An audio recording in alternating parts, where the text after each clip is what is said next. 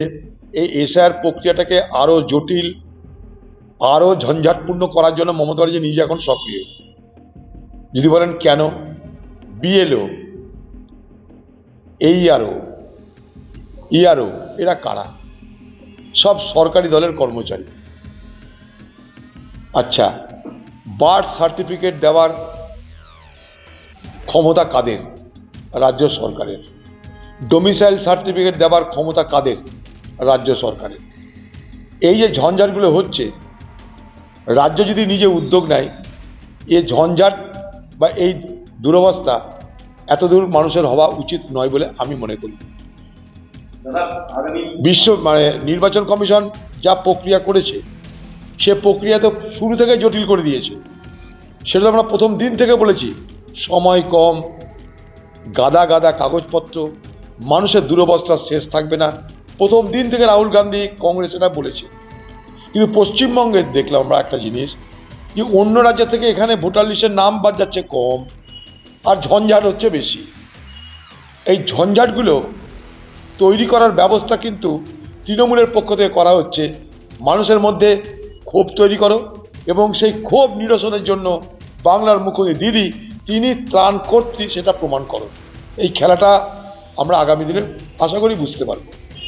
তো বলছে যে নির্বাচন কমিশন যে ঝঞ্ঝাটটা পাকাচ্ছে, এগুলো যে হতে পারে আমরা আগেই বলে দিয়েছিলাম।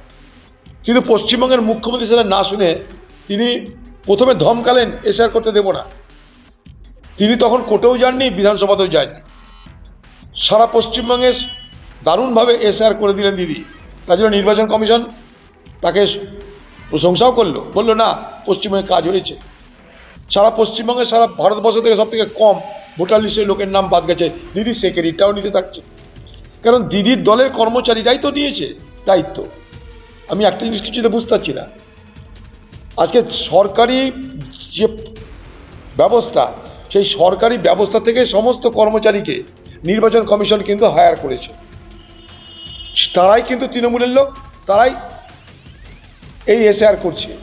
তার সঙ্গে তৃণমূলের নেতা মন্ত্রী শান্তির আছে। বিডিও অফিসে বসে বসে সব এসআর হচ্ছে, এনুমারেশন হচ্ছে, পার্টি অফিসে বসে এনুমারেশন হচ্ছে। কিন্তু সবাই দেখেছে এখানটায় কি হবে, কোনো পার্টি কোনো নেতা আসতেই পারে। এখন ব্যাপারে যে বাংলার এই মুর্শিদাবাদের লোকরা রুটি রুজি, বেকারত্ব জ্বালায় বাইরের রাজ্যে চলে যাচ্ছে, বাইরের দেশে চলে যাচ্ছে, সেখানে তাদের অত্যাচারের শিকার হতে হচ্ছে। তাদের মৃত্যুর পর সেই মৃতদেহ পরিবার তাদের বাড়িতে ফিরিয়ে আনতে পারছে না, অর্থের অভাবে, টাকার অভাবে। আর এই খোকাবাবুরা এক একটা সভা করছে কোটি কোটি টাকা খরচা করে। সেখানে বিশ্বে যেমন আমরা দেখতাম সুন্দরীদের একটা প্রতিযোগিতা হতো, যখন একটা র্যাম্প তৈরি হতো, সুন্দরী প্রতিযোগিতার র্যাম্প। এখন খোকাবাবু সেই র্যাম্প তৈরি করে তার বক্তব্য রাখছেন। আগামী দিনে দেখবো খোকাবাবু এতেই প্র্যাকটিস হয়ে গিয়ে বিশ্বের সুন্দর প্রতিযোগিতার র্যাম্পে নেমে গেছে।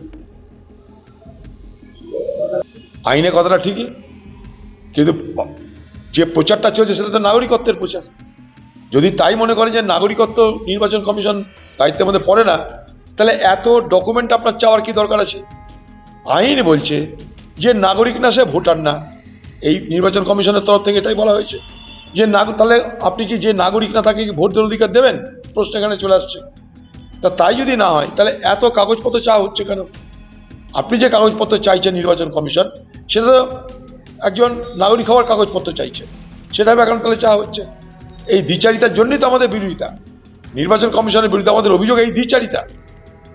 চলো আর নাই, আমরা এসব অনেক হুঁশিয়ারিতে আমরা ভরসা রাখি না। আমরা কাজে দেখতে চাই, আমরা কাজে দেখতে চাই কি হচ্ছে। বাংলা একটা কথা যে না আচালে বিশ্বাস নাই। বাংলার মুখ্যমন্ত্রী, তার কথা তো ভরসা করি না আমরা, আর ইডির কথাতে তো আরোই ভরসা করি না। না আচালে বিশ্বাস নাই, হবে যখন তখন বলবো।